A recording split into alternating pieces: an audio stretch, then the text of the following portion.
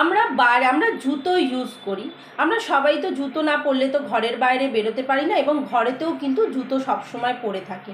কিন্তু জানেন কি, এই জুতোই কিন্তু আপনার শরীরে নেগেটিভ ছড়িয়ে দিচ্ছে। শুধু নিজের জুতোটাই নিজে পায়ে পরুন, অন্যর জুতো পরবে না, কারণ জুতো থেকেই কিন্তু নেগেটিভ এনার্জি কিন্তু আমাদের শরীরে আসে। এবং আপনি কি জানেন, আপনার বাড়িতে অন্য কারো যে সদস্য আছেন তাদের যে জুতো পরছেন তাদের শরীরে কি নেগেটিভ এনার্জি আছে আপনি তো সেটা জানেন না। অবশ্যই বলবো, নিজের জুতো ছাড়া অন্যের কারো জুতোতে পা দেবেন না বা জুতো পরবেন না। জুতো থেকেই কিন্তু নেগেটিভ এনার্জি আসে। আজকে যদি এতদিন পরে থাকেন, তো যদি এই ভিডিওটা যেদিনকে দেখবেন সেদিন থেকে কিন্তু পড়াটা ছেড়ে দিন, দেখবেন অনেক জায়গা কিন্তু স্টেবল হয়ে গেছে। একটুখানি এই নিয়মগুলো কিন্তু মেনে চলতে হবে আমাদেরকে, তবেই কিন্তু আমরা পজিটিভ ভাইব্রেশন পাবো। নাহলে সবসময় খারাপ হচ্ছে, এই রেমেডি করছি, এই টোটকা করছি, কিছুই হচ্ছে না।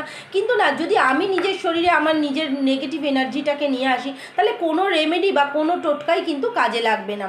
অবশ্যই যখন এই ভিডিওটা দেখবেন, নিজের জুতো ছাড়া অন্য কারোর জুতো, সে মা হোক, ভাই হোক, ছেলে হোক, যে কেউ হোক, কারোর জুতো কিন্তু পায়ে দেবেন না।